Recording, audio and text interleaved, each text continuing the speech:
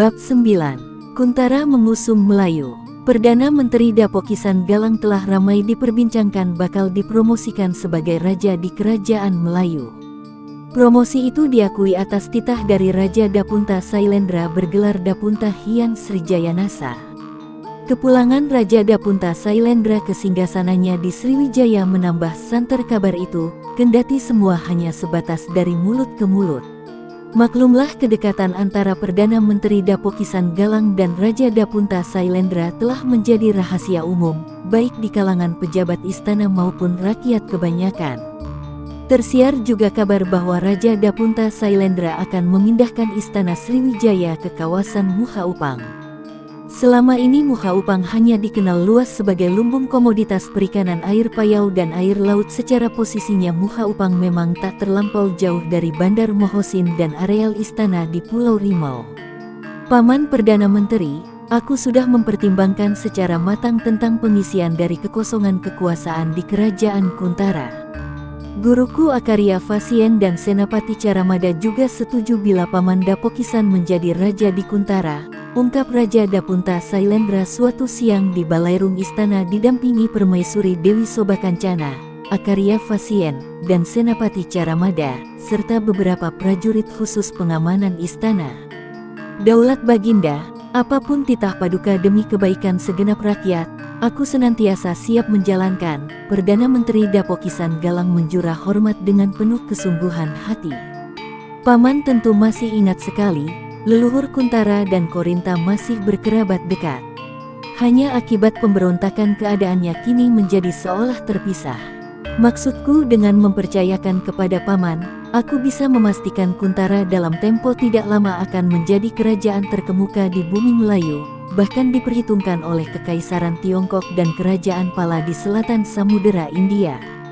Siap Paduka Raja Dapunta, mohon kiranya Baginda dapat mengeluarkan plakat Tembaga Sidayatra berisi maklumat Paduka tentang pengangkatan hamba, Dapokisan Galang sebagai Raja Kuntara dan Kuntara sebagai mandala atau kedatuan inti dari Sriwijaya. Akarya Fasien mohon petunjuk bila hamba keliru, ungkap Perdana Menteri Dapokisan Galang sambil berkali-kali menjura. Raja Dapunta Sailendra mendahului berucap sebelum Akarya Fasien membalas permintaan Perdana Menteri Dapokisan Galang. Guru, kupikir usul Paman Dapokisan sangat beralasan. Paman memang membutuhkan plakat tembaga itu sebagai legitimasi yang sah secara hukum berlaku di bumi Melayu. Akarya Fasien menyambut, benar sekali. Aku akan memanggil muridku Biksu Syakyakirti agar segera menorehkan aksara suci di plakat tembaga. Syakyakirti sudah sangat terampil dan mahir menulis serta membaca aksara suci Palava. Lebih-lebih Raja Dapunta Sailendra mendapatkan dukungan penuh Perdana Menteri Dapokisan Galang. Dengan sepenuh hati Raja Dapunta Sailendra memohon gurunya agar sekalian Biksu Syakyakirti menuliskan draft naskah tekstualnya sebelum ditorehkan pada lempeng plakat tembaga dimaksud.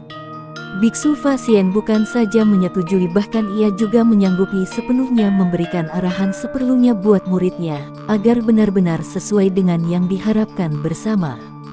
Sementara pekerjaan pembangunan Istana Sriwijaya di Muha sedang dalam proses implementasi, Perdana Menteri Dapokisan Galang dalam tempo 1 minggu ke depan pun sudah siap mengemban tugas berat di Istana Kerajaan Kuntara yang segera berubah menjadi Kerajaan Melayu. Raja Dapunta Sailendra sangat setuju apabila Kepala Marga Upang Karuan Awang ditunjuk sebagai pemimpin proyek pembangunan Istana Sriwijaya. Karuan Awang adalah orang yang paling tepat mengemban itu karena masyarakat di areal sekitar pembangunan istana di Muha Upang sudah sangat mengenal sosok beliau. Karuan Awang sudah dipanggil untuk menghadap Raja Sriwijaya Dapunta Sailendra. Karuan Awang memastikan paling lambat pada akhir bulan berjalan pembangunan istana Sriwijaya sudah rampung hampir 95%. Menerima laporan itu raut muka Raja Dapunta Sailendra berbinar ceria sembari berucap dengan bibir berulas senyuman, itu berarti awal bulan depan secara bertahap bangunan pokok sudah mulai bisa ditata lebih lanjut dan sudah bisa dihuni. Daulat Paduka Mulia, besok pagi pun Baginda bersama para pejabat penting istana sudah bisa menempati bangunan istana yang baru. Areal di belakang istana yang cukup luas sebagai komplek perumahan buat para pejabat penting istana juga hampir 80% selesai dan siap huni, ungkap Karuan Awang selaku pemimpin proyek pembangunan. Perdana Menteri Dapokisan dengan hati lega turut mengantar rombongan Istana Lama bertolak menuju Istana Baru di Muha Upang. Selepas beristirahat 1-2 jam, Dapokisan Galang dan beberapa prajurit kembali berlayar menuju Istana Lama di kawasan Pulau Rimau, Mohosin. Sesuai dengan titah Raja Dapunta Sailendra, Perdana Menteri Dapokisan Galang harus mempersiapkan perbekalan dirinya dan pasukannya dalam 2-3 hari guna bertolak menuju Istana Kerajaan Kuntara. Tampuk kekuasaan Kerajaan Kuntara sesungguhnya tidak benar-benar kosong. Ketika Raja Dapunta Sailendra pada beberapa waktu lalu berhasil menundukkan sekaligus menangkap Raja Nuwigata Wawarang, Raja Dapunta Sailendra mendelegasikan pengendalian kekuasaan kepada Ketua Pemangku Adat Muaro Sabah, bernama Daeng Nangdaryantuka. Mendapatkan kabar rahasia dari prajurit Telik Sandi, Daeng Nangdaryantuka bersiap melakukan penyambutan utusan khusus dari Raja Sriwijaya Dapunta Sailendra. Daeng Nangdaryantuka sebelumnya memang telah berkomitmen menyerahkan tampuk singgasana kekuasaan Kuntara kepada siapapun utusan yang ditetapkan oleh penguasa yang berhak. Lagian Daeng Nangdaryantuka sepenuhnya menyadari dia tak berhak. Hak atas singgasana Kuntara berada dalam kekuasaan Raja Dapunta Sailendra dan Daeng Nangdaryantuka mengetahui dan mengakui itu. Atas dasar hal itu, terutama demi kehormatan dirinya sebagai pemangku adat pemegang amanat, Daeng Nangdaryantuka dengan sangat bersukacita mempersiapkan prosesi penyambutan Perdana Menteri Dapokisan Galang sebagai utusan dari Raja Sriwijaya Dapunta Sailendra. Tiba pada hari kedatangan Dapokisan Galang ke Istana Kuntara, sambutan hikmat dan meriah dilakukan oleh Daeng Nangdaryantuka dan semua pejabat tinggi istana serta mayoritas rakyat Kuntara berdiri di sepanjang jalan menuju pintu gerbang istana. Hidup Kuntara, hidup bumi Melayu, hidup Raja Melayu Dapokisan Galang, begitu sorakan dan teriakan rakyat Kuntara menyambut pemimpin mereka yang baru. Prosesi penyambutan Dapokisan Galang diselenggarakan di tempat terbuka, yaitu di pelataran Bukit Perak di depan ruang balairung dalam komplek istana, yang oleh penduduk setempat kerap disebut Astanagra Cakrabuana. Pelataran Bukit Perak dipersiapkan dan dibangun sejak era kekuasaan Raja Narayana Sankara. Tempat merupakan halaman seluas hampir 10.000 tombak persegi pada saat ini sekitar 2 hektar. Dalam kisah ini diasumsikan satu tombak sama dengan lebih kurang 2 meter, red. Kembali ke Muha Upang guna menjenguk aktivitas di sekitar kepindahan areal Istana Sriwijaya. Bangunan Istana Sriwijaya di Muha Upang sudah berdiri dengan pondasi dan sangat unik. Hampir separuh bangunan depan istana berada di atas sungai menutup areal yang semula berupa teluk. Di seberang sungai agak sedikit kiri terdapat suatu pulau yang tidak berpenghuni tapi menjadi tempat singgah para nelayan sambil menanam tangkul ataupun jala. Ada pula pemukiman dari dusun-dusun di seberang mengunjungi pulau itu untuk memancing ikan. Mau tak mau keberadaan bangunan megah berupa Istana Sriwijaya yang sebagian menjorok ke sungai itu sangat menarik perhatian masyarakat. Bukan hanya masyarakat di Muha Upang saja, melainkan sampai menjadi buah bibir masyarakat uluan di 9 aliran anak sungai. 9 anak sungai itu dihuni oleh sekurang-kurangnya 9 suku bangsa Melayu. Para pemangku adat bersukacita mendengar kabar Sriwijaya dipimpin oleh seorang raja yang akan menyatukan bangsa Melayu. Raja titisan Sang Hyang Dewata Agung dan memiliki semua aji kesaktian yang menyatukan semua puyang serumpun paku bumi Bukit Barisan di keempat arah mata angin. Silih berganti para pemangku adat di 9 anak sungai menandangi Istana Sriwijaya. Beraneka cara mereka menyatakan sumpah setia mereka kepada Sriwijaya. Beragam kabar dari mulut ke mulut tersebar luas di seantero Swarnatwipa tentang sosok Dapunta Sailendra yang adiluhur dikjaya lagi bijak bestari. Sailendra menyadari bahwa dia tidak dapat begitu saja menolak atau mengabaikan keyakinan masyarakat Tang dipimpinnya.